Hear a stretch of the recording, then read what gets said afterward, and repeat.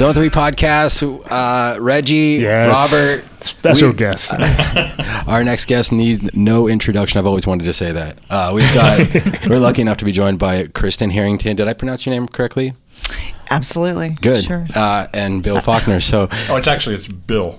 Bill. I've been called a lot of other things, so Kristan, you did perfect. Well, there is also a southern slang we've got going on, or not slang, but it's a bit of an accent. Yeah, that's all right. Yeah. You'll find that his is worse than mine. I at least lived in the city of Atlanta. Now he's from Chattanooga, and he doesn't know crap from Crisco. Sometimes that's right. Well, obviously, we're joined by these two. We're very, very lucky to be. We're talking about the subject of ACR 2020 changes and updates. So we got Bill Faulkner and Kristan Harrington. If you would just kind of introduce yourselves, we'll start with ladies first. Kristan. Ladies first. Well, I'm Kristan Harrington, and I am from Atlanta, Georgia. Pretty much a native of Atlanta, Georgia, and I started in MR in 1995 at Emory University. That's where I went to school as well. And I worked for corporate for 12 years. And I met Bill during that journey because I was speaking for Phillips doing courses when I was in my 20s. How old are you? Okay, never mind. And then I left to go on faculty at a university. And then we just met up. And then I guess we've been business partners over 10 years now. Yeah. And going strong. So that's me. Wow. I love the dynamic between you two. Do you have any kids? I have a lot. And it's like, too many. Yeah, that's why I traveled. Didn't you catch that? It's all starting to make sense. Yeah, it's all coming together. That's why you're so eager to join us. It's like, when can we come? Well, thank you again. And so, Bill, where are you from? I am from Chattanooga, Tennessee, born and raised in Chattanooga, Tennessee. Nice. And been doing MR since late 1985. And we'll talk, with first MRI in Chattanooga. And so first MRI tech in Chattanooga, Tennessee. Oh, nice. And so... You put that on your resume? No. Just put Bill Faulkner on his resume. I just put older than dirt, but it's a good kind of dirt. Okay? It's not that cheap stuff. And so anyway, been doing MR since 85, 86. Been doing education in MR since, late 1980s, early 90s. And I've been self-employed, meaning not had a real job for a little over 20 years. Wow. And so, I think right now, by this point, I'm psychologically unemployable. I'll second that. Very, very little frontal lobe left anymore. And so we just enjoy what we do, and we really appreciate you guys asking us. Yeah, we were thrilled when we were asked to do this. Yeah. And so I subscribed immediately. The last one that I watched, I was super impressed with it. And I think it was you that I was on, we were on the social media, and you're like, I remember that, yeah. Subscribe. You're like, I'll be there next week. So, and I did subscribe. Yes. Absolutely. Absolutely. Oh, that's great. Well, we've been lucky enough to do a few podcasts, and we'll thank you for watching. Appreciate it. We're going to be doing an episode today on ACR. We're going to kind of let you lead the conversation. Absolutely. For the most part. You guys are the experts. We're just lucky enough to be joined by you. So we're just kind of the flies on the wall. So if you would, just kind of take the conversation wherever you want. Yeah. I'll start it off, and then you guys can tell me your experiences with this as well. I like that. There were several incidents that happened that people don't remember. I think it was in 1986, the gentleman was blinded. And then in 1993, the aneurysm clip in the female that, she didn't even get scanned because it was ferrous. Well, then in 2001, Michael Colombini, the 6-year-old, passed away due to the missile effect with the O2 tank. So that's when we started paying attention to safety. That's when it happened. And so now in 2002, we get this first ACR guidance document on MR safe practices. Then in 2007, it updated. Then in January of 2013, it updated again. And in 2019, there was a slight addendum. Well, wow, these were just guidelines. So just guidelines that you followed. Yeah, and they weren't real detailed, right? There was only about 7 or 8 pages. Right. And then, it was open for so much interpretation. I'll say that. And then, bam. Yeah, 2020. April 2020. And it was kind of a surprise, and it's like, Yeah. we heard it's coming, and Boom. it's here, right? And so we've got a slide that shows you the cover, so people can see what it looks like. It's freely downloadable for the ACR's website. The easiest way to find it is just Google ACR manual on MR safety, and it'll open right up on their website. And so we encourage everybody to take a look at it. It's now, what would you say, about 50-something pages? It is 50, I can around look 55. at it here in a minute. But and the other thing that's nice about it, 56. You were really 56. close. Damn. You should have rounded up. He was still wrong. Yeah, I know. I'm a kind of pessimist. Anyway, so as you look through the document, what I noticed that's different, maybe it was with the white paper or the previous documents, I don't know, I never noticed it before. But when they make statements, and we'll talk about some of the stuff that's new particularly, when they make statements, they list a reference. And so it's got like 2 or 3 pages of these references. Right. And then so if you see something and you want to know, well, on what do they base it, then you can go look at that reference. And for the people listening that have never done this before, I mean, if you work in a medical center that's got a medical library, then yeah, you can go pull the journal.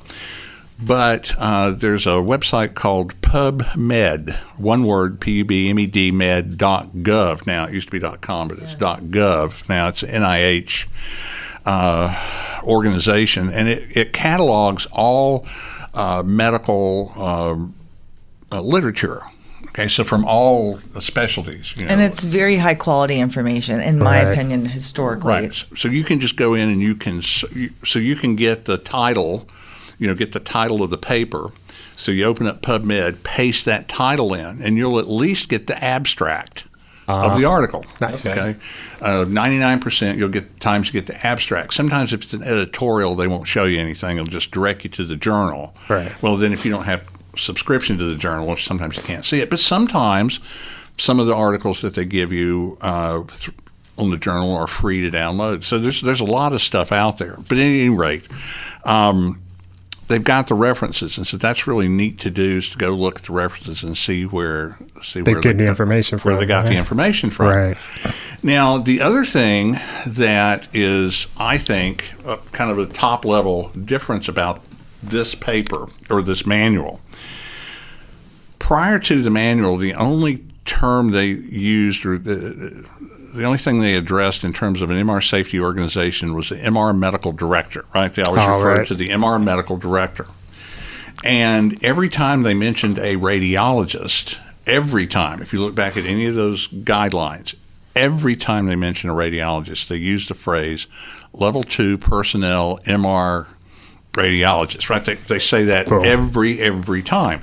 But they never really, that's the only positions that they mentioned, right? Now they're using the terms MR, of course, MR medical director, MRMD, but also MR safety officer and MR safety expert. Nice. And where they got that from, if you look at their references, is this consensus article that I actually was fortunate enough to participate a little bit in with the SMRT, of ISMRM, SMRT, all these other acronyms of groups in the UK and Australia and New Zealand, all this fun. The paper is something titled Responsibilities of MR Safety Management. And this paper defined the terms MR Medical Director, MR Safety Officer, MR Safety Expert, and gives their job functions, responsibilities. The ACR has basically incorporated that. So now the ACR spells out the exact responsibilities. Yeah. Well, and it references that. And I think that's important to have that in there. And you don't have to interpret it as much. It's more defined. It's much more defined, and it's pretty much clearly laid out. And I think it's important to recognize these positions because they're absolute critical at this time with MR safety, and you think about the number of incidents that have actually occurred, and only a small percentage are actually reported to that FDA MAUD database. Exactly. And I Right. know that everyone that's going to listen to this is going to be like, oh, I know at my site we've This and this had and this, an right. incident and it was not reported. We've had this happen. So very, very small percentage, but if you look, there's a spike coming on as far as MR safety incidents. So Well, I got a question. Well, with the is this more considered guideline still, or is this like a recommendation? Well, okay. That's a good question. Am I jumping ahead? I'm jumping ahead on you. No. let me read you what it says about it. Okay? Oh yeah, for sure. Now, this is in the preface of the manual, okay? And in the preface of the manual, it says, initially published in 2002, the ACR MR Safe Practice Guidelines established de facto industry standards for safe and responsible practices in clinical and research environments. Because people can say all the time, all they want to, that these are recommendations. Right.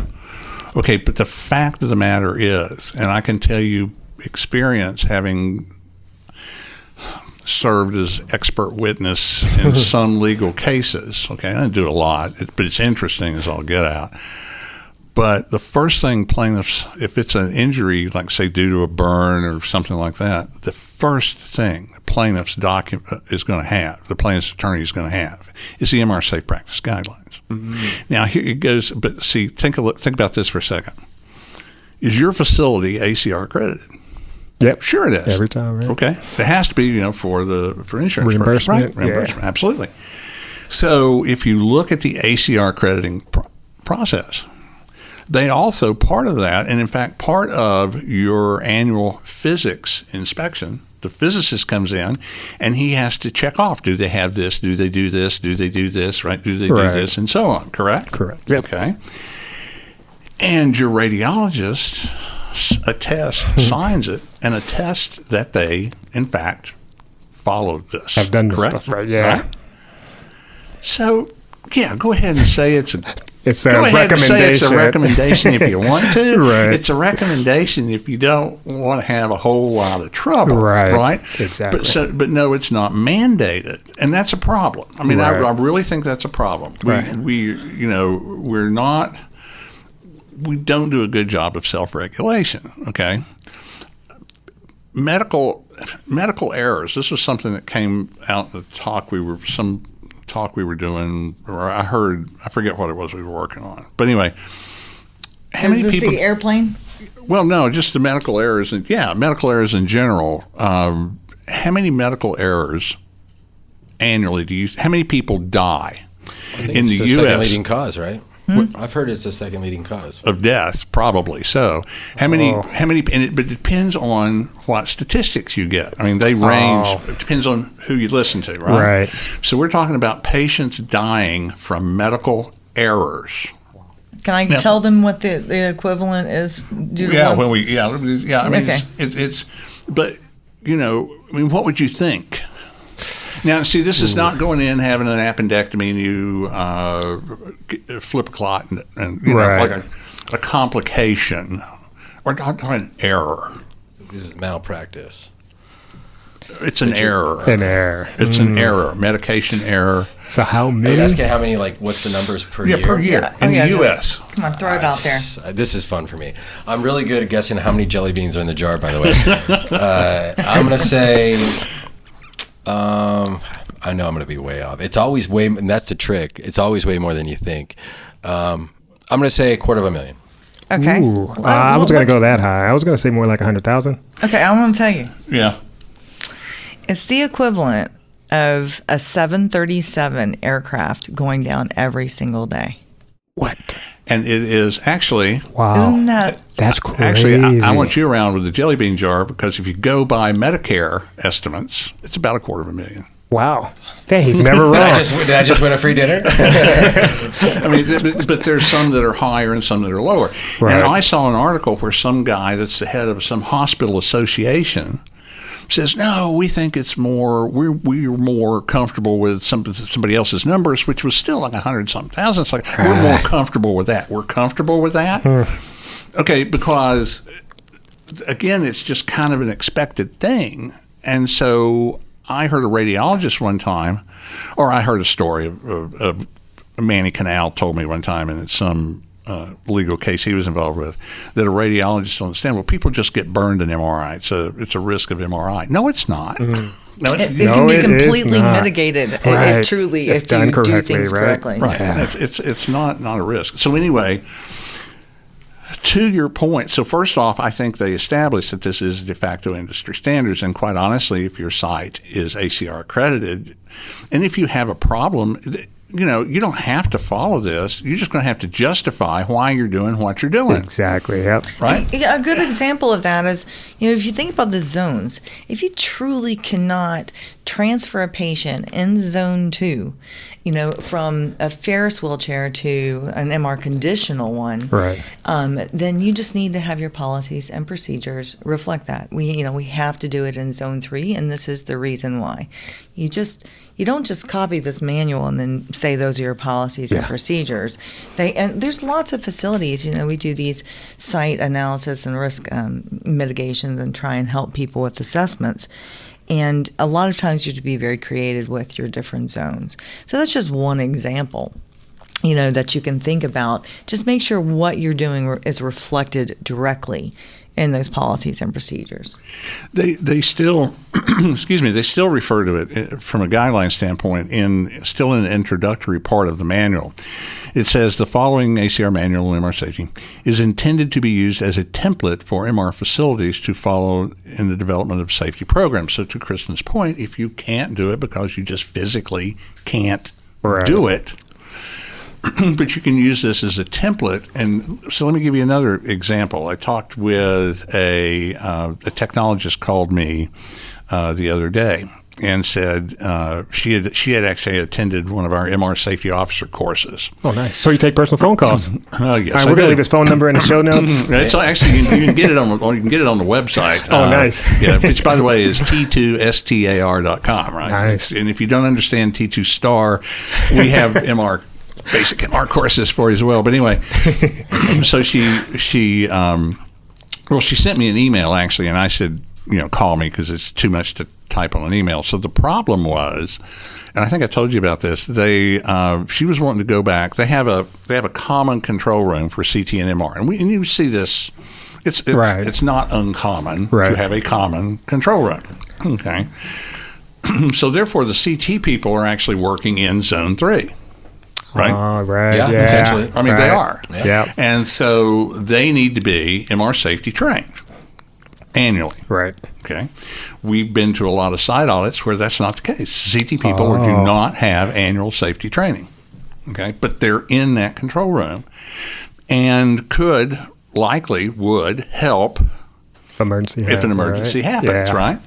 At any rate, her particular problem was that she was wanting to go in and label everything, right, that's in there. Any loose stuff in the control room needs to be labeled either as MR safe, if it's plastic, or MR unsafe, if it's ferrous. It's certainly the stuff that's loose in his own wheels, right, that can roll around. Okay, if it's really not movable, then there's what's the point? Nobody's going to pick it, jerk it off the table and carry it in. But if you've got a office chair or something like that that's on wheels, anything in zone 3 on wheels can wind up in zone 4, right? And if you're not taking precautions to make sure it doesn't happen, then you've got a lot of exposure on your hands. Anyway, so she was wanting to go through and label stuff like the ACR guidance, like the MR manual says, okay? And her manager was pushing back on it. Goes, well, you want to do that? Why do you want to do that? And she was wanting to know what to do because he just kept pushing back, going, no, that's stupid. You don't need to do that. He says, why don't you just label everything that's unsafe, and then we'll just assume everything else is safe. Well, or I forget, it was one way or the other. And I thought, okay, well, no, that's stupid. Okay, I'm sorry. That's just I always say just stay in your lane.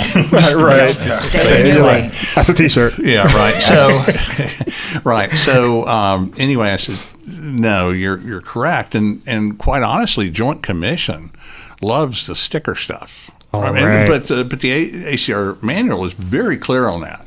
Right. And I said, no, I totally agree with you, but again, that's just Facility. part of this issue, okay, Right. where you can't really do everything, so you should be doing everything you can since you have a design that's not optimal. So, in fact, you should be labeling everything. You should. And so we went to a facility. They were, as a children's facility, we were doing the risk assessment, and the Joint Commission was imminent. I mean, literally. They actually ended up showing up the following Monday. Oh, wow. And so they didn't have time to get all the stickers in that they needed. It's very simple. You just go print something up, and then you go laminate it, and then they use zip ties and put it on the back of every chair, put it everywhere. It's something that can be done very economically. And Right. so then why would the administrator care if it didn't cost money? Right. I don't Right. know. Right. Well, I mean, I had another text message exchange with a tech who was having difficulty. They were building a new facility, and the technologist wanted to put a deadbolt lock on the scan room door, on zone 4 door. Mm-hmm. And of course, why would you do that? Well, so when you're not there, nobody can get in, right? I mean, you deadbolt lock it. Right. Contractor didn't want to do it. I go, okay, I bet the contractor's got a lock on his office door. Right. Okay. And in fact, if you think about it, the magnet room is the most dangerous room in the facility. By far. The most dangerous room in the facility. Right. Okay. And I bet there's a lock. I know there's a lock on the hot lab door. Dang. And as far as I know, nobody's died from FDG or worse yet, technetium. Right. Ooh, okay. And there's a lock on the linear accelerator door, right? Right. But let's don't put a lock on the most dangerous room in the facility. Right. It makes no sense. Well, it has no ionizing radiation, right? Oh, right. They forget that everything's safe because it's non-ionizing. I'm curious. Did he have a reason why he didn't want to do it? I said non-ionized. Yeah, no, I said it correctly. Yeah. So you said, did he have a reason? Why he didn't want to do the contractor? No. I'm curious. He didn't have a reason. His administration, then the administrator, they call him, he said, our leadership team, I hate that term. I really hate that term, okay? Yeah. A leadership team, in my opinion, is typically a group of people who they're trying to pat each other on the back and have a reason to meet and make everybody happy and everybody sing kumbaya. I don't know if you knew this about me. I was on a leadership team with an corporation. Okay, I just didn't know if you were aware of that. Yeah. Total insult that I just received, but that's okay. It's like it's a love-hate relationship. Well, yeah. It's like the other thing I heard about these type of things. It's like the seagull management technique. I don't know if you've the seagull management technique. Yeah. Seagull management technique is when the management comes into a meeting, just craps all over everything and makes a lot of noise and leaves. Oh, nice. Right. So that's seagull. I can see that. Yeah. We must have worked in the same facility. Yeah. Anyway, so the leadership team was wanting documentation on, again, is it written somewhere where I have to do that? Right. Okay. Well, no, it's actually not written somewhere because, unfortunately, it's common sense. Right. But common Not sense everybody is not has common, right? And use that. but see, that's the stuff that's to me that's frustrating. Right. Why do I want to lock it? Because you can kill somebody instantly. Right. Right. Well, that's one of those things too that I feel like when it comes to personnel, that then you get a lot of pushback with having more than just one technologist at a single facility at a time. I feel like sometimes working at places like that, it can be sometimes the most unsafe. That's definitely addressed in the ACR manual that came out. It is it's really saying that if there's one magnet, there needs to be 2 level 2 MR personnel there. So I like to see that stated. Right. And so that's for one magnet. And the only exception for them not to be together is if one of the, level 2 has stepped out to screen a patient or something like that. Right. Otherwise, they should both be there. For facilities, and correct me if I'm wrong, but I'm not. That's why I'm not paying attention. I'm actually trying to find that. It's on 2 different pages. Yeah.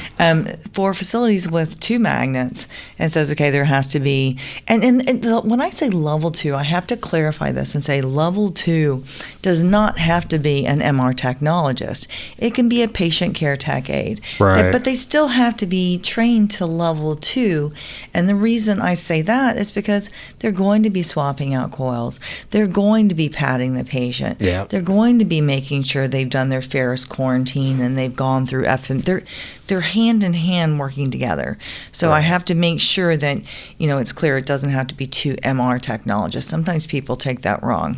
Right. And then if you have 2 magnets, what it says in the ACR manual is that you have to have, the 2 MR technologists, and then at least 1 other person that's level 2 trained as well.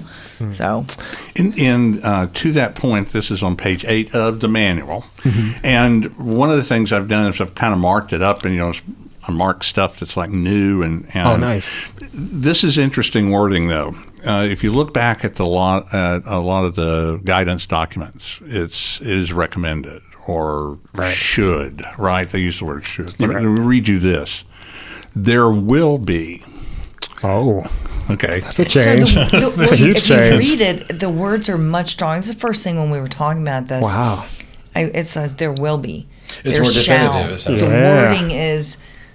If you want accreditation, this will be. Well, see, that's the other problem. I don't know this is being enforced really good right now. Okay. Right. But this is what it says. There will be a minimum of 2 technologists or 1 MRI technologist and 1 other individual with the designation MR personnel, meaning that could be level 1, level 2. In the immediate zone 2 through zone 4 MR environment. I mean, that can be a pretty big area. During this time, the 2 MR personnel must be able to directly communicate within earshot of each other. And it says, in all other ways, the ACR MR Safety Committee supports the Veterans Health Administration Responsibilities Directive 1105.05 for MR Medical Facility Director of 2018, and you can pull that document up very easily. Right. Okay. So, here's, in fact, we were talking about this earlier. There is, if you look online and you look at it, what are the up and coming technologies? Okay, what are the big kind of up and coming things? It started with something called compressed sensing, where you can basically acquire. We're limited in terms. If we just do Fourier transform, we're very limited.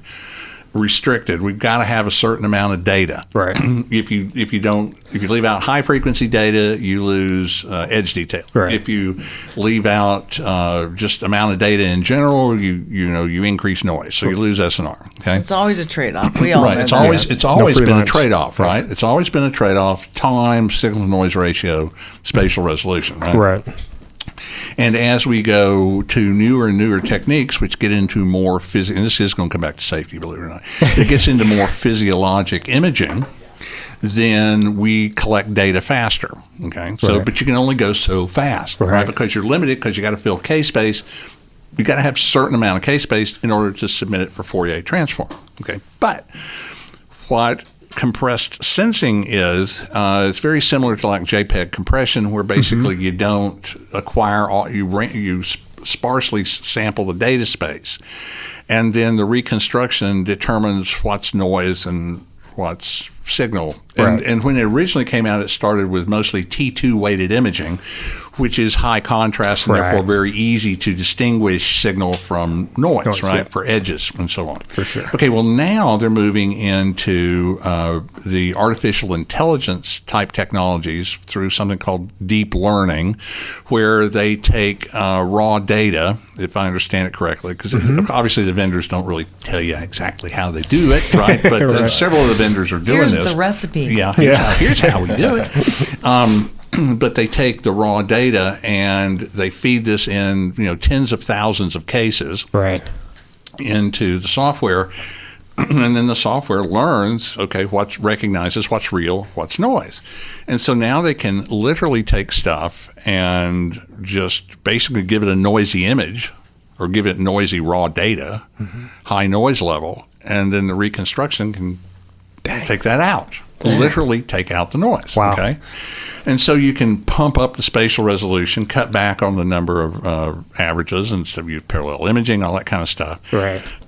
And you can get image quality that's just freaking unbelievable. Wow. Okay. The stuff I've seen in these comparisons. Right. Now, if I'm a sales rep and I'm going to sell something to an administration who knows nothing about MR, right? Right.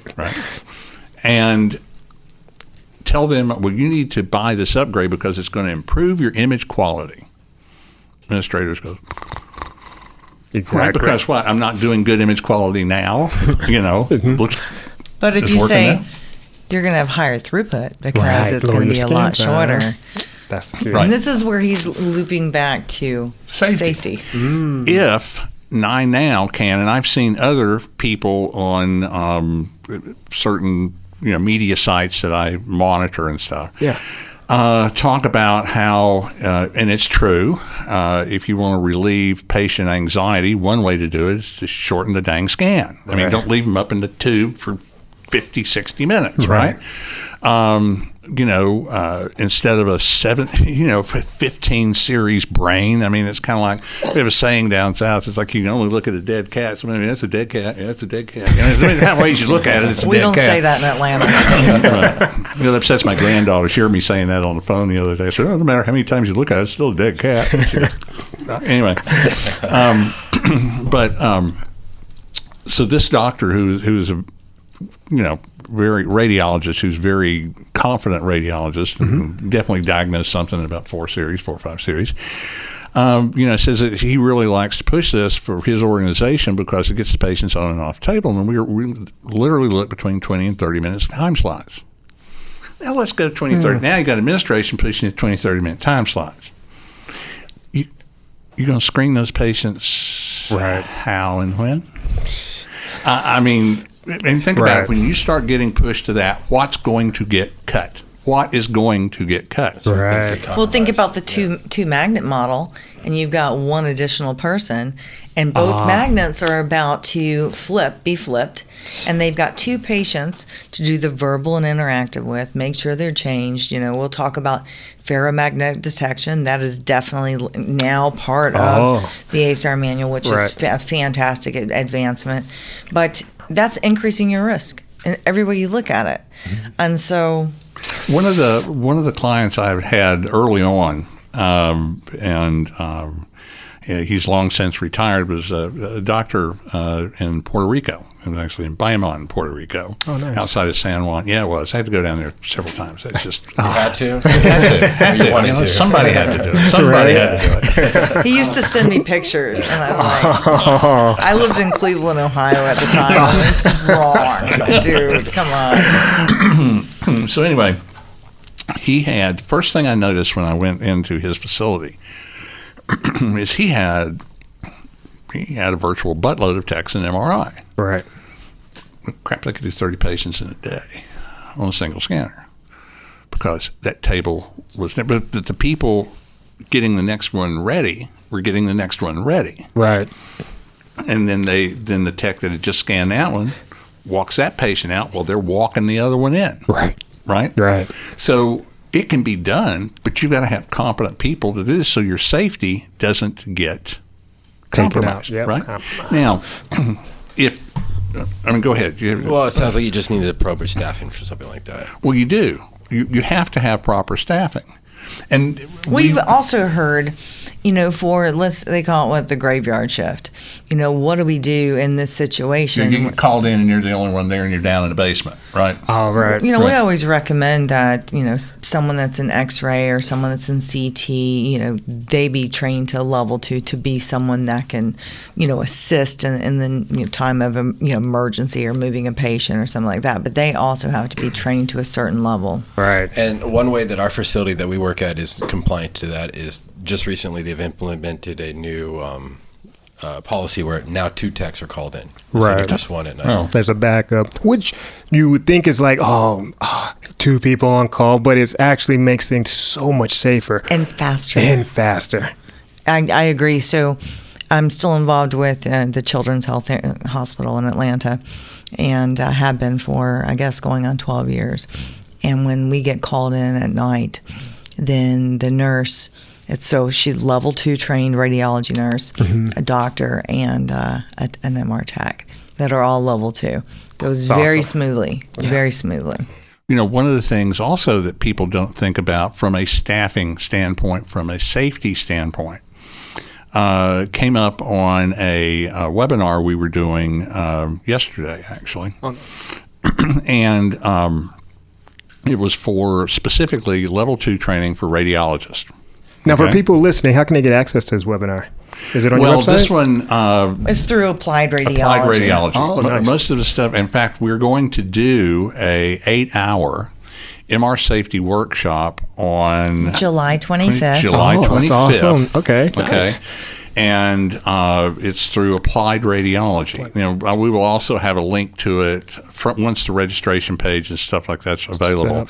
We'll have it on t2star.com. Perfect. But right now, the level 2 that we're doing for radiologists, we've done 2 live webinars, and we're going to be doing others. Eventually, we're going to create a video for that. And we'll work through Applied Radiology. And you have CEU credits for that? They have, actually, yes. Even though it's for radiologists, and it is CME accredited. Oh, nice. Okay. And that 8-hour webinar, the 8-hour program we'll do will also be CME accredited for RADs, as well as CE accredited for techs. Oh, that's awesome. And we've already delivered that program, the 8-hour one time before, and it was, I think people obviously were doing another one because... Well, we're going to do it July 25th, right before MR Safety Week. Right. Perfect timing. Yeah. So, at any rate, we'll have information on that. But when we were doing this with the radiologist, we were talking about, and see, this is something I think radiologists need to understand. When a patient walks into the radiology department or the MRI facility, that patient becomes the patient of the radiologist. That radiologist is in charge of that patient's safety. We as technologists are not licensed. We provide services, we provide procedures as technologists under the direction and supervision of whom? The radiologist. We are basically providing a medical exam under their direction and supervision. They are responsible for the safety of that patient because it's their patient. Okay.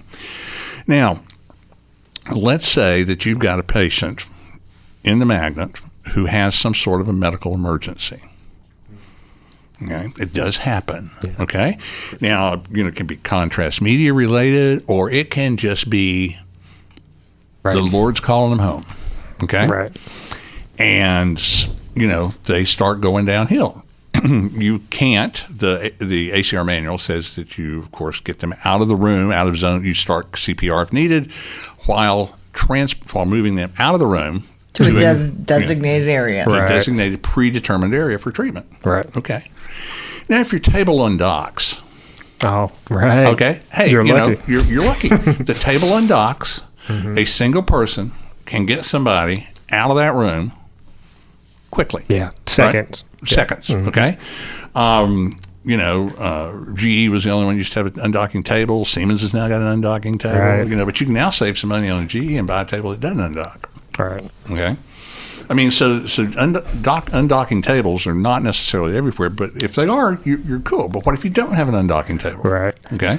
So if you don't have a table that undocks, and you've got an MRI tech that's 110 pounds soaking wet, and you've got a patient on the table that's 250 pounds or 300 pounds, okay, because we got the wide bores. And that patient now is going into cardiac arrest. What are you going to do?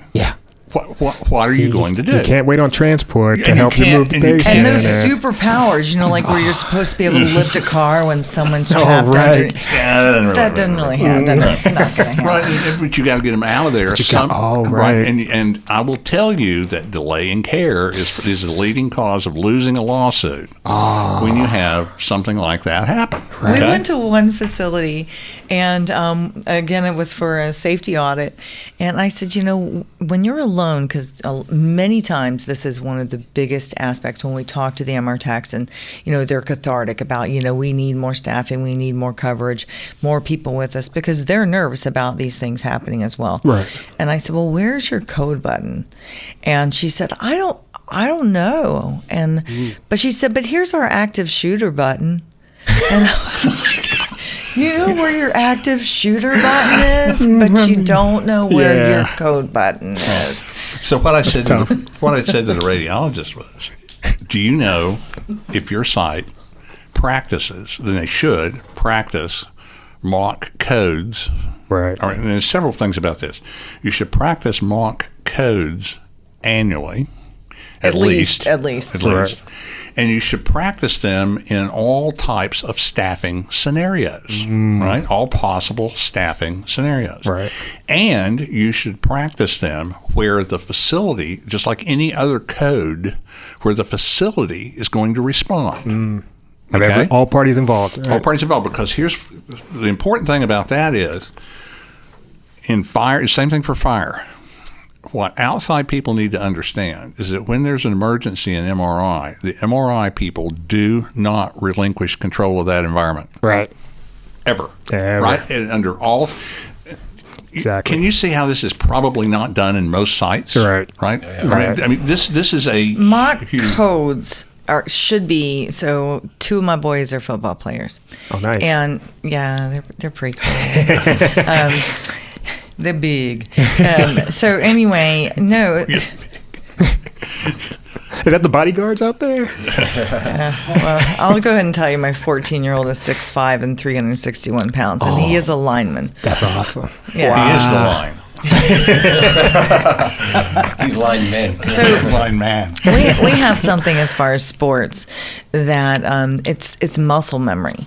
So it's something I think should be done more than once a year. Sure. And one of the last ones I went through, it was hilarious. It was an ER doc. He said, first of all, never code an MR, never code an MR, never code an MR. Has everyone got that? Right. But just in case, let's go over here and let's do this. Something I found out very interesting is, in many years of being in the pediatric realm, is, there's the reaction box, or, there's, the code box. And we're like, right. We want to see inside of it. But then everything has to be counted and looked at. I never knew that for epinephrine, under 45 kilograms, and I could be incorrect with that number, right. It's a smaller amount that you deliver, and it's delivered differently. And so I didn't know. So my point is that if there's a code and a patient decelerates, I need to have muscle memory on what to hand right. whoever's handling that code. Right. That is my responsibility to know where everything is. Right. And so people I think they take that for granted. I mean, there was one hospital that they thought that a certain department handled the codes. So it was over 20 minutes, and the girl under the age of 30 passed away because the code team didn't get in this large institution into her in time. And it was a large institution. Tough. That's a large academic institution. So, everybody needs to know what they do. And so my point to the radiologist was, we didn't get off into that with him, but I said, here's this. If you've got a patient that they can't get off the table and you've got a delay in care, guess who this is going to fall back on? It's going to fall back on the rad, because that patient is under their care. And if your facility, you need to check and see if your facility is set to handle this, because if it doesn't, you've got a huge exposure risk on your hands, right? Because you are in charge of it. So basically what you're saying is, if you want to wash your hands clean as much liability as you can, just be as compliant as you can with ACR. Be safe as you can. Right. Be as safe as you can. Just because you can do everything right, and people can still get injured. Right. Okay. You can do everything right, and people can still. It's one thing. One thing an attorney I was working with one time told me, because just because something happened doesn't mean somebody was negligent. Right. Right. Okay. Right. But if you're to your point, Robert, if you're doing everything the way you should be doing, you've got a much better chance of coming out better. Right. as opposed to I don't know why we did that. Why we did that? Yeah, or, we told we couldn't do that. Right. Oh, I definitely see the value in mock Now, codes Yeah. for sure. Well, so we were at a facility for mock fire drills, and they actually were conducting one while we were there, which was super nice. cool. Yeah. And it was to get the patient from the table and who was going to lock what doors, because you have to decide, are we going to quench, are we not? I mean, there's a lot around that as far as, how do we handle it. So the goal was to get the patient off the table and to the ER immediately, and it was for a sedated patient, and they didn't have a patient on the table or a person, so they used a minion, which was quite cute, a little stuffed animal. That's funny. But what was interesting is when they called the fire drill, literally everyone in all of radiology knew their role. And so as they were taking the patient down the hall to the ER, you had techs from every modality with their hands blocking the entrance. blocking entrances, Oh. hallways, everything. They knew the direct route. And then the doors opened, and I saw security guards, which we know with security guards, they're a lot of times they're packing or whatever you Right. call it. They got guns, and but the the technologist in radiology was like, you cannot come down this hallway. And again, that's muscle memory as well. Right. And obviously doing first responder training is critical. Right. And so that has to be taken care of. Well, I mean, I've had a code blue in the scanner before at one of the places I used to work at when I was a young technologist, and I was by myself. And it's the little things that you like, and good thing everything turned out okay. But like go ahead and putting a blood pressure cuff on the patient and the pulse ox and things like that. Like, unless you've practiced that and you know to do those things, when they arrive to help this patient, they're like, okay, we need this and we need to get this on this patient. And I'm trying to run around and try to find stuff, and they're doing CPR, and like everything happens so fast, Right. and you're just like, And you've got to keep control of that environment, because Right. that's when things can really go bad, right? Right. One of the That's one thing techs don't get. That is you control that room. You control what comes in.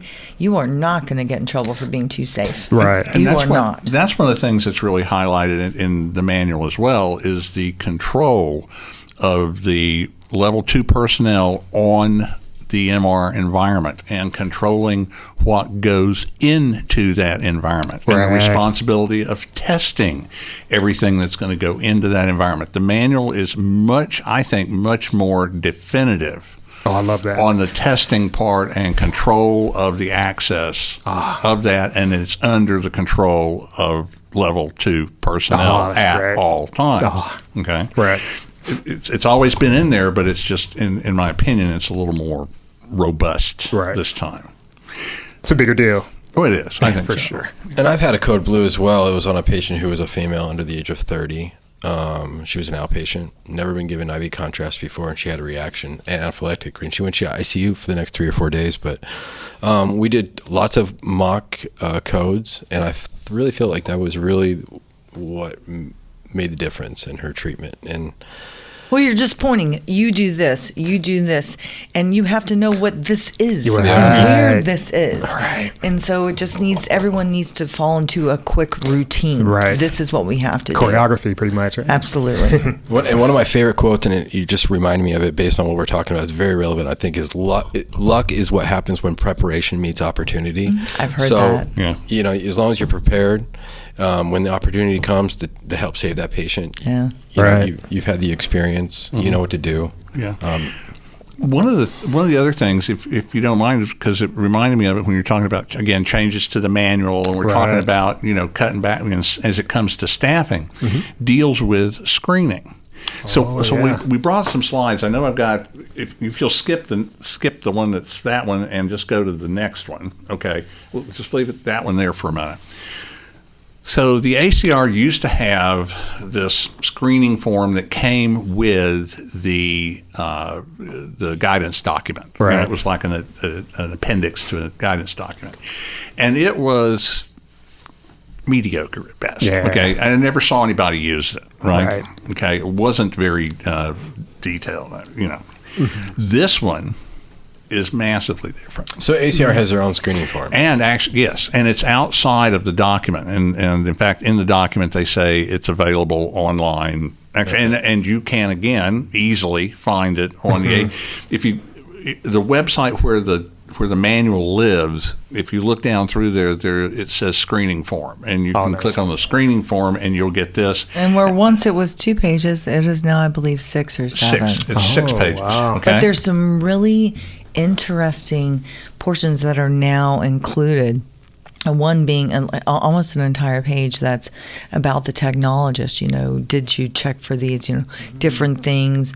Bill, you've got it right there in front of you. Right here. Let me just kind of run through it. Okay, so the first 2 pages, this is the first one. It's the general kind of stuff. And to the right, you'll see the second page. And, it's general clinical. This is typically general clinical history. It talks about injury by a metal object, injury to your eye, asthma, allergies, kidney disease, diabetes, clinical type stuff. Right. Okay? And then it says the following items may be harmful to you during MR scan and may interfere. You must provide a yes or no for every item. And then it says, so a big heading here.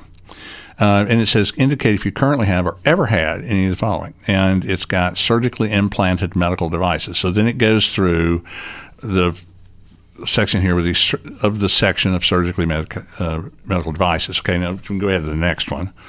And this is the third page on the left side, and going through again medical devices. And then it's got a heading that says removable medical devices. So in other words, it's right. it's kind of separating them out in categories. Specifying, Yeah, and talking about artificial hearing aids, artificial eye, and most artificial eyes are. Yeah, we had a discussion with that. Radiologists, I don't know, but be that as it may, medication patch. So and then on the left or the right side, I'm sorry, goes on with some more of these, and then it has a personal heading. It says personal. And let's get personal. Well, it's pretty personal. Body piercings, wigs, hair implants, tattoos or tattooed liner, hair accessories, jewelry. It says metal containing clothing material and or underwear. Interesting. We'll talk about that. Right. If you want to. Sounds like an interesting story. Well, no, it's some interesting considerations because they going to the manual. They specifically mention that there's a section specifically on clothing and specifically mentioning underwear. Okay, right. I know we'll talk about why maybe later if you want to. For sure. And then fitness tracker. Make sure you don't have your Fitbit on when you go in there. Okay, so we can go to the next one. And then this next one is just a single page, and it says instructions for patients. You will be provided hearing protection. You are strongly urged to use the earplugs or headphones. This is interesting to me. We personally are of the opinion that hearing protection is not optional. It's mandatory, yeah. It's mandatory. Yeah. Okay.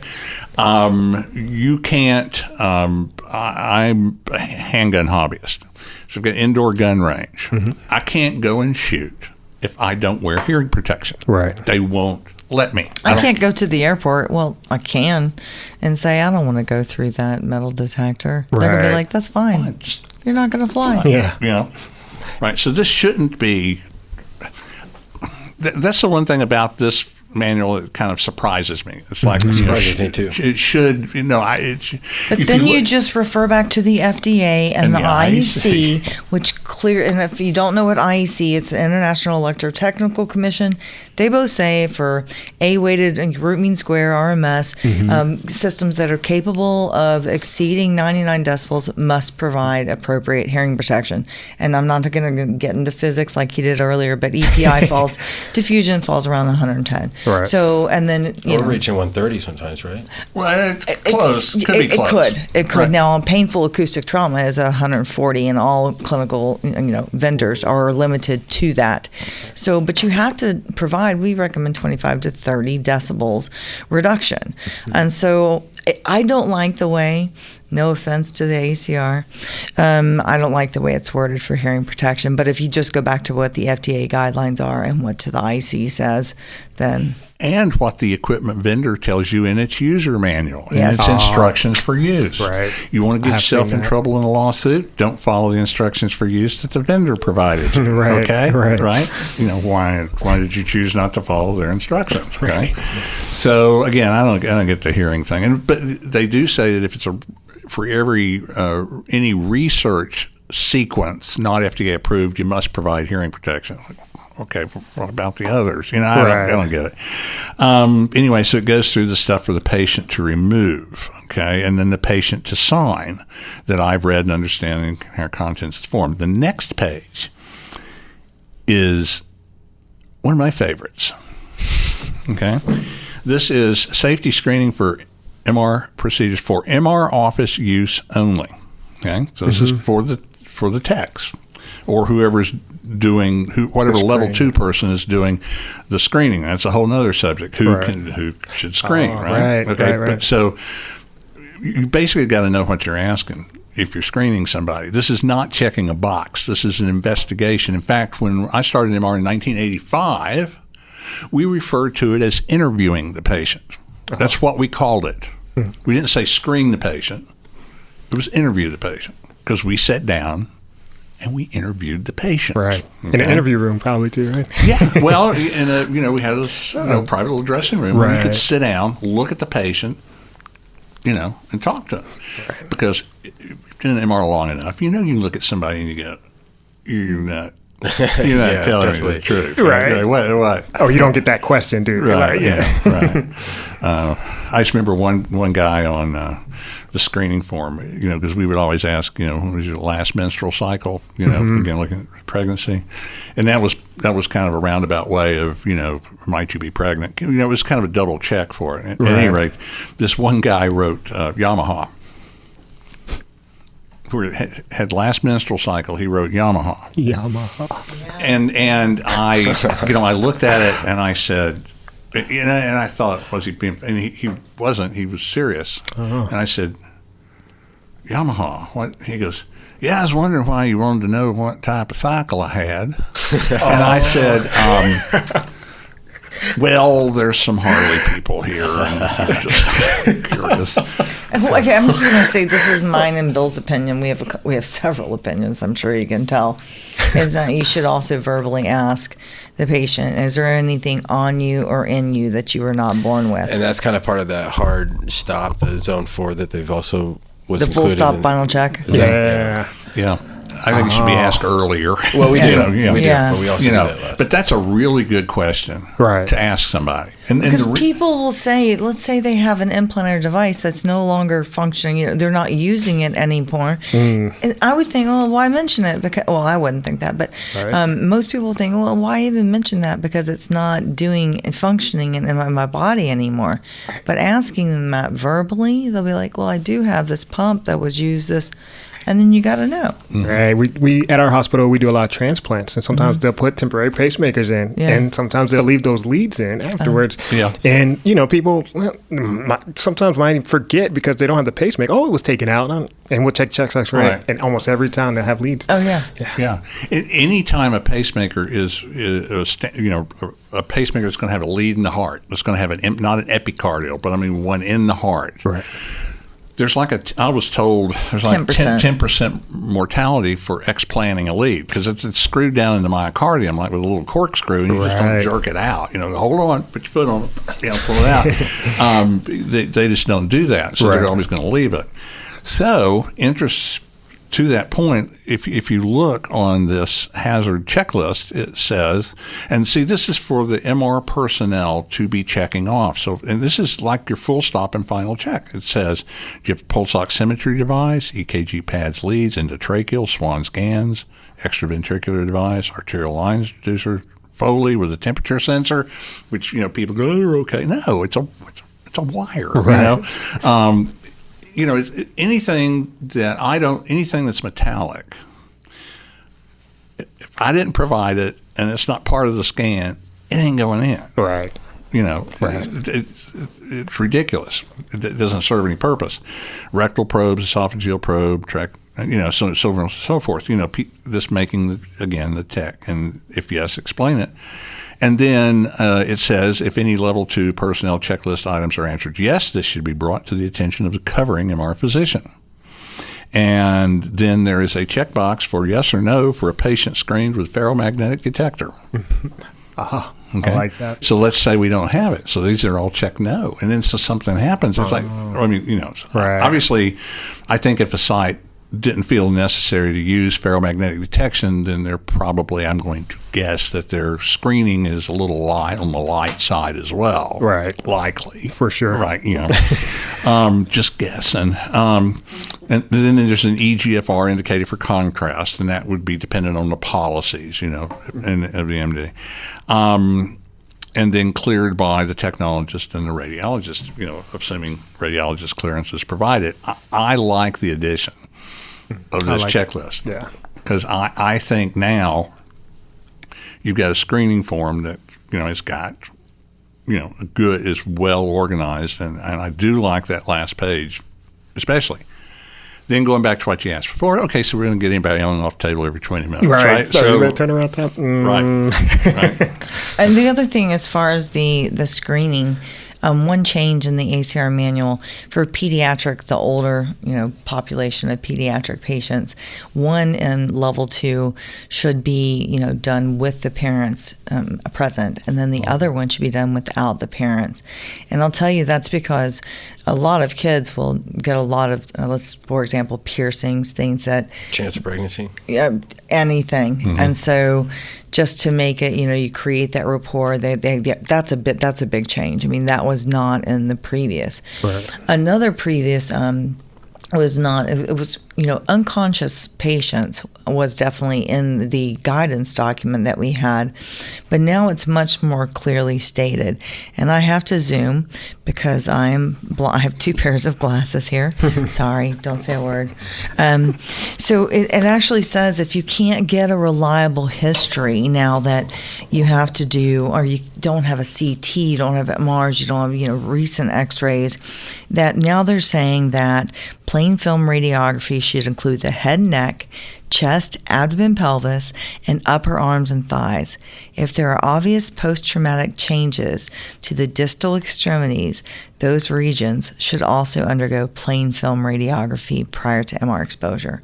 Oh. I think that's pretty clear. That's very clear. That's like a full body X-ray right there if you For don't have any sure. information. Right. So One of the other really, I think it's a big change. I'm trying to find the exact wording. So what you looking for? The level 2 definition of level 2 personnel.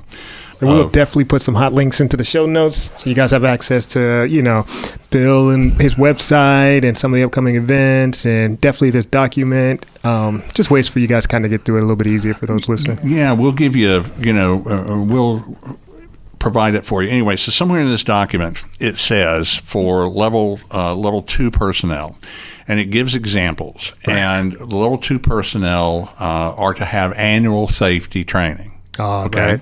Okay, level 2 are to have, level 1 and level 2 are to have annual safety training. They just differ depending on whether it's level 1 versus level 2. Okay. So we'll start with level 2. So level 2 has to have annual safety training that includes, additional information as to RF power, RF frequency related, burns, preventing injuries, DBDT, gradient switching, all that kind of stuff. Right.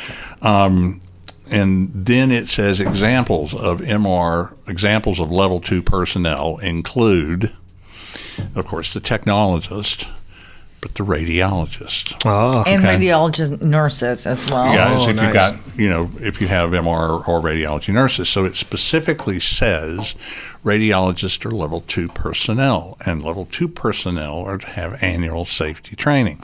They furthermore, they say, and this I do have right here, which is on page 9, the MRMD, MRSOs, and MRSEs, as well as all MR personnel, that therefore includes the radiologist, right, should undergo MR safety-specific education on an annual basis. And on our webinar the other evening, we asked, and the majority of people on the webinar were radiologists. There was a few technologists.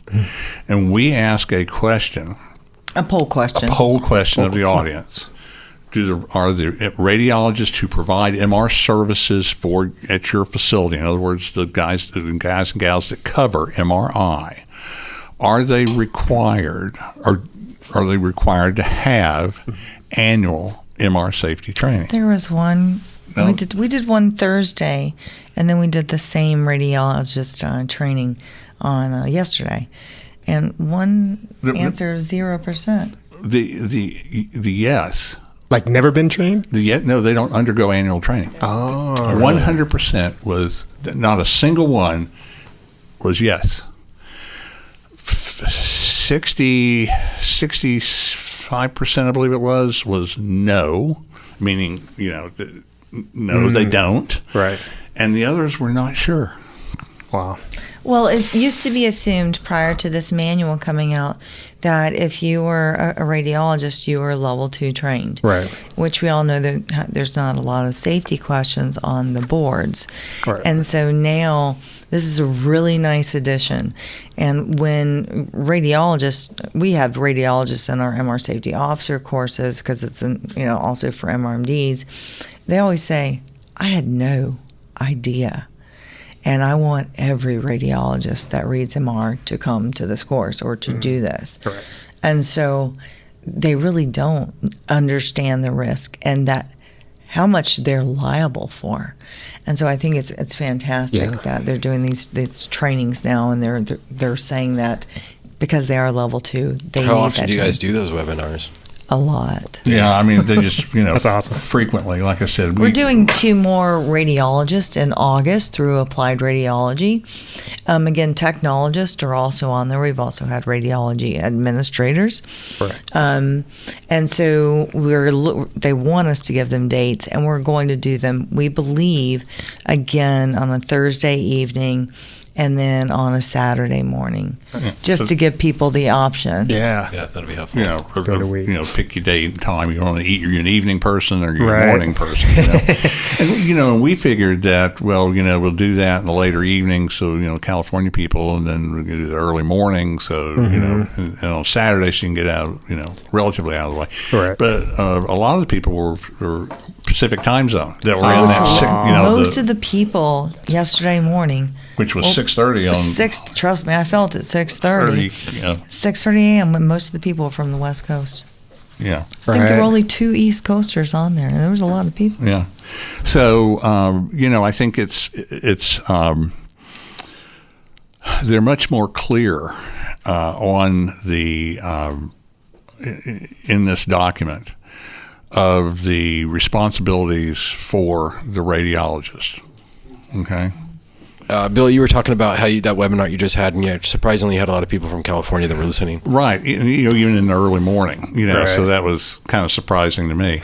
One of the things, because, and you had asked earlier about access to webinars and for this training. For sure. So, Kristan already mentioned that we do the MR safety officer courses, in Chattanooga. Also, all the courses that we do in Chattanooga are also available to attend via live simulcast. So we simulcast them. Nice. Usually we use, just a standard WebEx interface. So anybody, actually the iPad interface for WebEx is pretty good. It works really good. Also, you just do it from your iPad. And they still get their CEUs. Yeah. So we have a way of tracking that. Oh, so that's great. For a lot of people, they aren't able to travel, or there's certain reasons. Some people just prefer, Especially now more than ever, to wear their Yeah. jams. And we've had a lot of people. We switched over just to webinar only. I mean, even RSNA went to virtual. Yeah.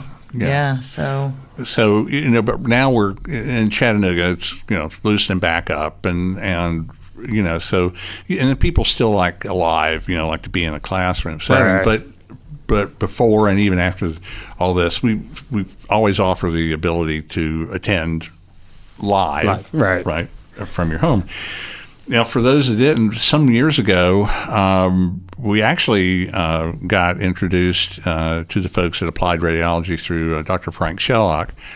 And we got to talking with them, and he was talking with us about this. And said, why don't you, put this course online? Okay. Right. So we did. We basically took our 2-day, 16-hour course. But, of course, when you when you video record something, it's not 16 hours because it's almost double that. Right? Well, it's because like half of it. Yeah, because the one that's people are in the classroom. There's a lot of questions. And, interaction. So the interaction takes the 16 hours. Right. Yeah, if you're going to do a talk, quite honestly, I mean, it's a little techie thing, but if I'm going to do a talk that's 50-minute talk, I want 40 to 50 slides in my deck, right?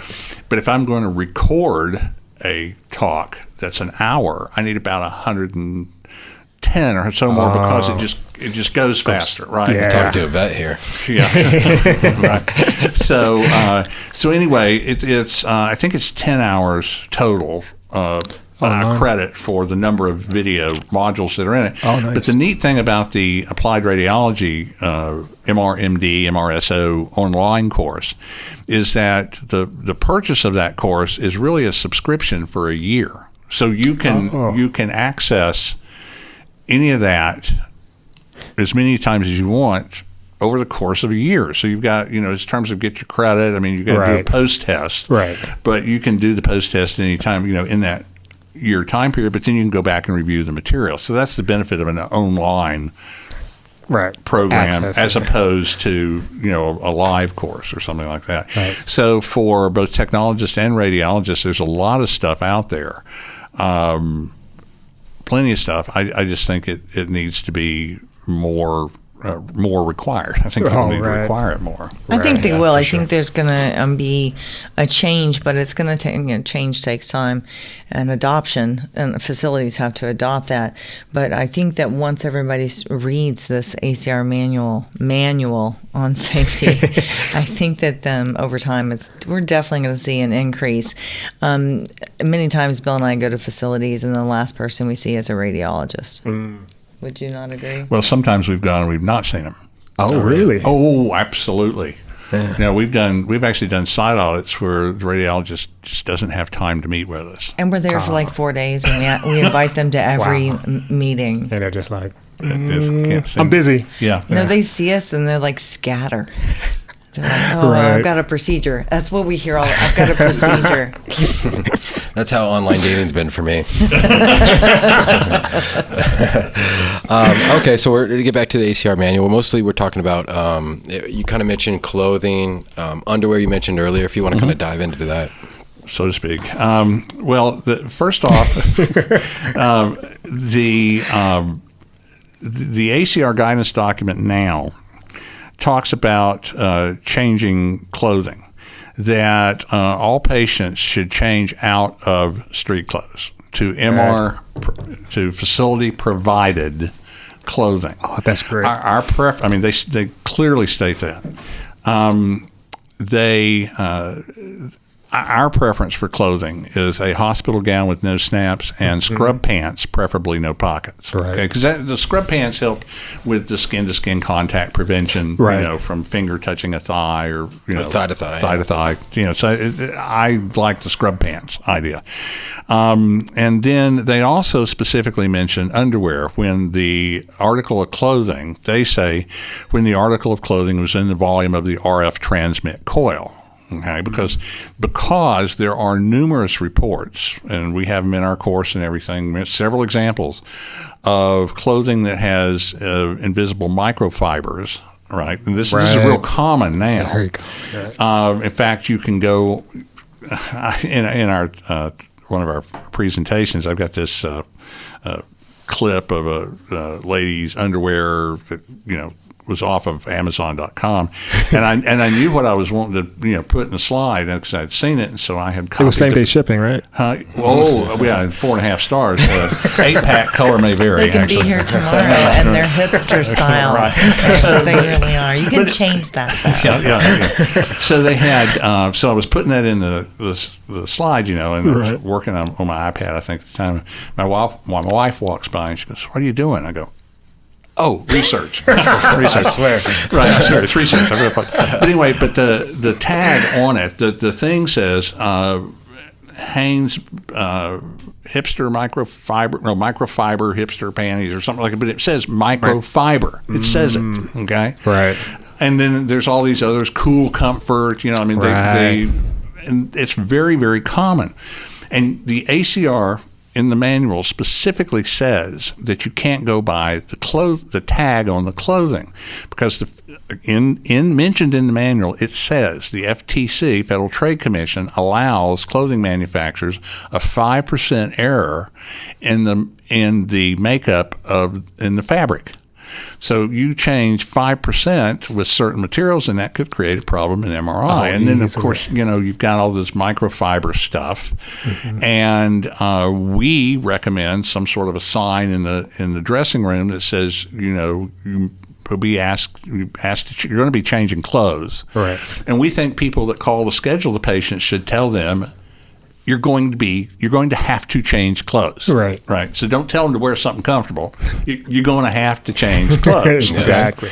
And with the underwear, I'm okay with leaving it on if it's not going to be in the volume of the R or near the volume of the R. I'm going to disagree with him right now. She has a very big disagreement with that, and she's got a valid point, but I just don't agree with it. Okay. So here's the deal with this. We have a lot of people that attend our courses. Didn't mean to cut you off. Okay. It's karate chop. I didn't hit him physically. So. The problem is a lot of people don't understand a transmit-receive coil, and they don't understand versus the inherent body coil. Right. So I do not like blanket policies at all, but I believe. Okay, so there's two reasons. Let's say. Bill scans a patient, and he does for a lumbar spine, so the underwear does need to come off because it's a receive only, spine coil. Okay, that's fine. Then the patient comes back 2 weeks later, and creepy Kristan is now, I don't. He makes him, well, you're creepy, Bill. Yeah, because I made him take it off, right? And so then I do a transmit. I'm sorry, I want to make him the creepy one, okay? Creepy Bill sounds like a T-shirt. Yeah. Really. And then carrying Kristan, it doesn't make the patient, because they're using a transmit-receive knee coil, they're going to be like, who scanned me 2 weeks ago? Who's that creep? I'm going to be like, it's Bill Faulkner. And Creepy Bill. Here's his phone number. And so, to me, it just sets the standard, Right. and then people that don't understand, you're mitigating your risk that's involved there. Right. And so I think that's a good blanket policy, because patients, I would be like, why did you take my child's underwear off 2 weeks ago versus now? Oh, I hate it when patients say they didn't make me do that last time. Yeah, exactly. And then, but you have to say, our technology's changed. Now, we've had several people in courses that really, when we mention underwear, they go, oh, no, that's not how we do it, right? Right. Okay, so I'll tell you mine first. So the one I was talking to says, we don't ask them to take their underwear off. We just ask them where they get their underwear. So let's just say I'm screening you for an MRI. All right, I'm ready for this. Okay, and so, hey, I'm Bill. I'm going to be doing your brain. We're going to have you change clothes. And by the way, where do you get your underwear? Now, see that? Creepy Bill's coming out. Yeah, my answer would be I get them in the third drawer. Topic. Where do you get your underwear? And if I was screening a lady, I don't know that she'd want, and by the way, ma'am, where do you get your underwear? Okay. Right. So that I don't get. That's okay. tough. Yeah. Yeah. And then yours is the one you talked to was even better than that. Well, and I just want to throw this in there in case I forget, because I'm getting old. If you go to the OR for anything, you're going to take your underwear off. Right. And this is a medical procedure. It's not a day spa. It's a medical procedure. Right. Exactly. So people have to keep that in mind. My big one, I was talking to some about sedated patients, and underwear came up, and they said, well, what we do is we wait until they're sedated, and then we take their underwear off. And I was I said, you know what? If I went to sleep with underwear on and woke up with them off, I'm going to be like, did creepy Bill scan me again? That's concerning. So that's our stance on the underwear. And, it's just, it's a lot of our life. Whichever way you want to handle it. Right. But, I think it's important for us to talk about the full stop final check, too. Yeah, that's actually right after in the thing under gowning, page 14 of it. So what they recommend now is called it's more than a timeout. Timeout's They're what actually they do recommending not to use the word timeout, and this is someone that was part of creating the ACR manual. They actually They said want to be recognized as something different. Well, it Yeah. is something different, actually, if you think about it. Okay. Right. Because it says that it should be, here it is, a full stop and final check performed by the MRI technologist. See, that's who's in charge of it, right? Yeah. Remember, the MR tech's in charge of this. Even if you got an anesthesiologist and nurse in there, the MRI tech is in charge, right? And it's recommended to confirm the satisfactory completion of the safety screening, support equipment, and personnel, Right. That prior to crossing from zone 3 to 4. Confirm the patient's identification, ensure that all screening has been appropriately performed, and ensure that there has been no change to patient status while they're in zone 3. And so it's just we recommend come up with a checklist that you read off just like pilots in an aircraft go through before every flight. Oh, I like that. They read it off. It doesn't right? matter. They've done it 1,000 times or more, but they still go through it. Right. And they've implemented that at the facility that we were at. Yeah. So we do that. Yeah. I mean, I think it's because we've maker. seen people And it that catches feel- hearing aids more than anything. Yeah. Right. It does. And did you check? Did you do this? Right. One more time. And Right. so we think it's just a great great tool. And so we're really excited with the stuff that's in this manual. I think there's always room for improvement and stuff, but again, the wording, to kind of summarize, the wording is definitely more robust. It's more definitive. It's clear. It's something that's very straightforward. This is what needs to happen. We're not just recommending. Right. You I should love really that. look at the wording. It's pretty interesting. Well, should we get into the post questions real quick then? Yeah, let's bring them up. Go ahead and start it off. It's always Reggie. my favorite part. Is it? Oh, Yeah. Well, my favorite question, usually we ended it with it. Go, you start, Reggie. I'm going to pull it up. Oh, yeah, for sure. All right. So, pretty much, what do you love about your job? What do you love about what you do? I love working with him. So does Reggie. You know what? I love to travel. I love to educate. I love to knowledge share.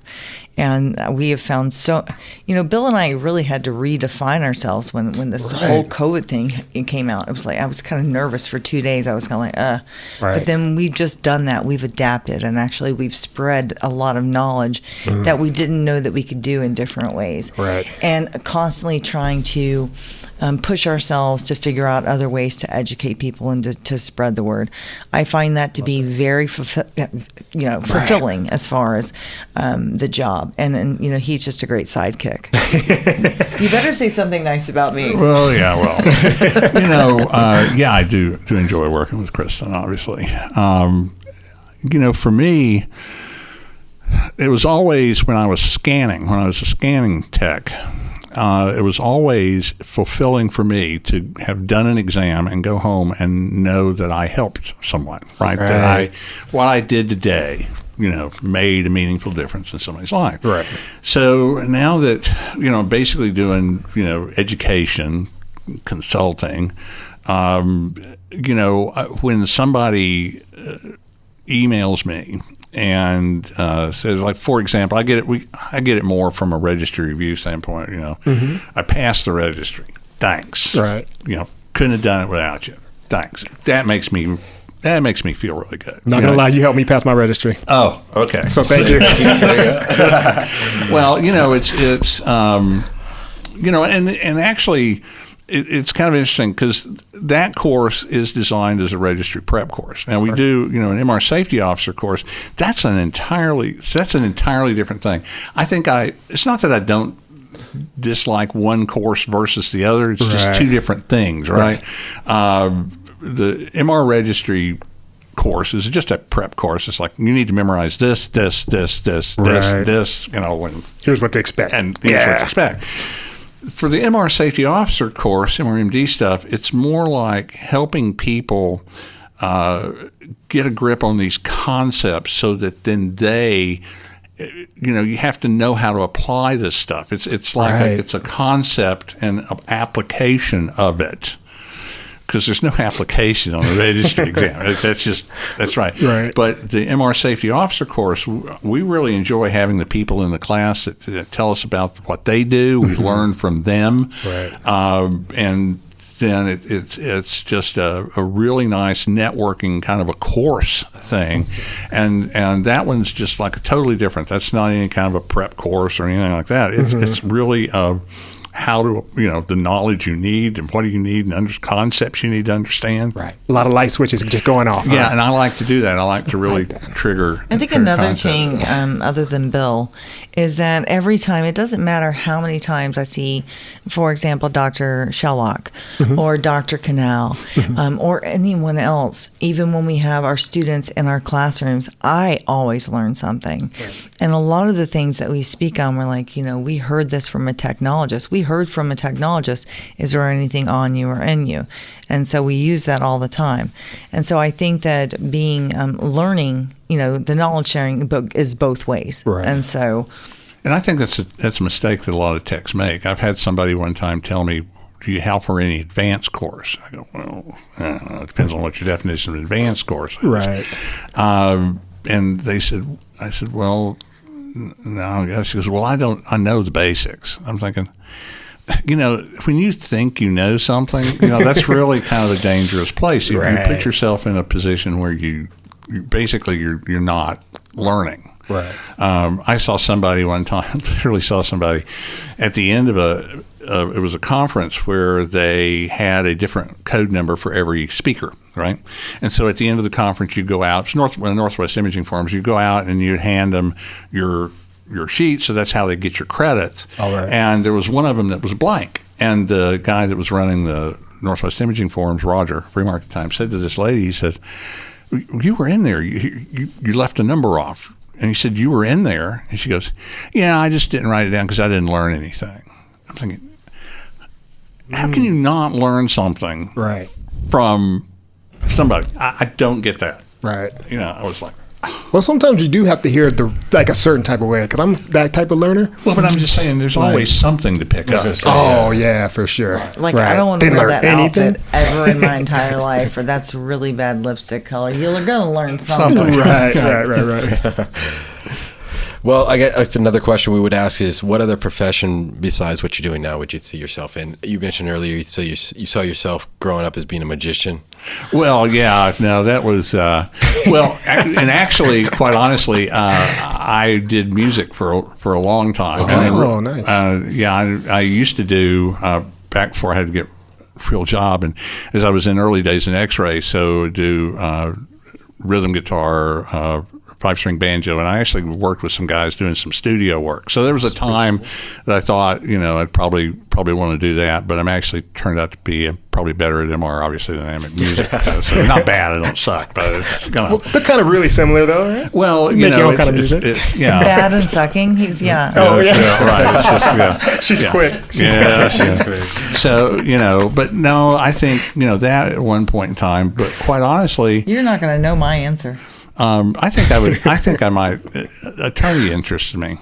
Oh, attorney. Well, it sounds like you have a lot of history with being in the court. Well, I've done a few cases as an expert witness, and I find it fascinating. Right. It's not something I advertise or pursue. Yeah. But you don't lose a lot of arguments. Yeah. You're pretty good at winning arguments, huh? There was one I had. There was one case I had. It was just an absolute blast. This attorney was. It was just so much fun. You just let Bill loose. That's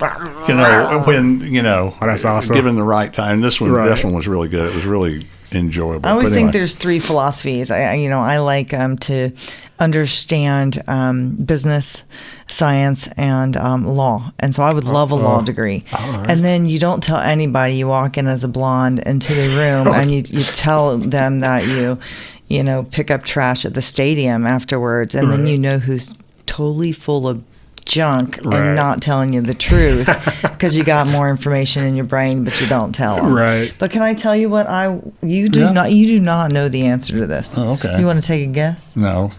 Okay. I want to take a guess, but he's undefeated. Guess. Well, he said music.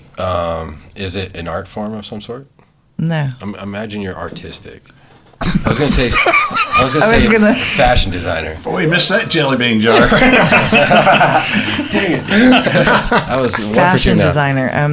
Actually a meteorologist. Oh, I like that. Well, Meteorologist. you know how I like stars. Yeah. And Nice. he knows I do have a fascination with that, but I don't think you ever knew that. And so that was something. Pretty cool. Well, I thought it was. But then I found out how hard it was to get that degree and how smart you really have to be to do it. Right. And I was like, no, I think I'll go to X-ray school. And I actually thought growing up I really was going to be a doctor. And then my mother told me you have to know Latin. This is back in the 70s, right? Mm-hmm. So in junior high, I took Latin. First year Latin with Miss Pratt at Eastridge Junior High School. Not so I had here. to cheat to get a D. And I was like, okay, maybe a doctor isn't for me. Right. This is how we complement each other. And when I took Latin, I truly made 100. I never missed a question the entire time. That's Yet awesome. he had to, and I had other classes where I had issues with. Right. But he had I'm just joking. So it's dynamic, Bill. Yeah. Not. Yeah, right. Well, I think that pretty much wraps it up. Thank you. Appreciate Thank you guys you. coming. Thank you for talking about Yeah. ACR updates, 2020 changes. Like you said, it's been a while since they've had changes, so it's good that we covered that. Before we end the episode, go ahead, Reggie. No, I just wanted, Bill, just to give your website. Just say Yeah. your website one more time and some of the other stuff you have going on before we go. Okay. Well, let me tell you, I actually Plugging up Plug it, upcoming okay. dates that you have. Kristan, Okay. you as well.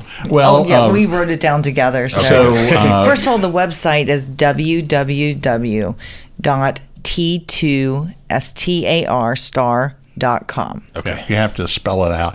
Back in the 80s, well, I guess it was early 90s actually, when the internet started going, and I first got that website, right? Because it was harder to get websites back then. You'd come up with a name, and that was the Right. only MRI kind of name I could come I like up it, with. T2 Right? Star. So I've had it since in the early 90s, and the group that was doing our internet stuff assumed I was an Arnold Schwarzenegger fan, right? T2. Oh, Right. Terminator. Yeah, and That's I was like going, funny. huh? I didn't get it.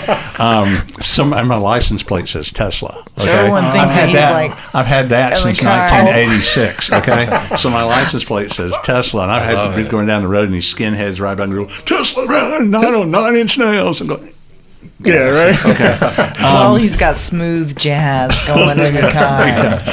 So anyway, so t2star.com, you can find any of the stuff that we've talked about. So anything we're doing with Northwest Imaging Forums, we've got video programs on there for CE credits through them. Even have I think it's a 6-video module MR registry review. If somebody wants to do that, it's through Northwest Imaging MRI Forums. cast. the The podcast. MRI cast. We've been doing a little audio podcast. Right. Probably it's not setup isn't any fancy as this, but we've been doing an audio podcast project, and they're called MRI Cast, and you can find it as mricast.com, and you can also find them on Apple, Spotify, and maybe on something else. But those are the only two I know about. But I did see it on Stitcher too, which is a good one. I And I love their dynamic. They work really, as you can already tell from this video, they work really well together. Stitcher? Okay, well, Yeah, I saw it on I've Stitcher. never Oh, okay. even, I'll have to look into that. Yeah. Thanks. So anyway, we're working on that project, and those actually have CE credits with it. So we have a vendor that sponsors a educational grant for those. Nice. And so we get CE credits. So we do anywhere from 30 minutes to 45 minutes for CE credits, but it's audio. And we have MR registry reviews almost monthly. Typically don't do any in like January, December, holiday, and maybe one during the summer vacation or something. Right. We do MRSO courses in Chattanooga at least 4 times a year. We oftentimes will do those outside of Chattanooga for various groups. Sometimes when we go and do for larger groups, when we've done site audits and safety, risk assessments, we'll also wind up doing a 2-day MR safety officer course for their entire department. That's Or awesome. in-person level 1 and level 2 training. Yeah, So- all of it. Oh, that's awesome. Yeah. So, and again, all our courses have the option to attend, via simulcast.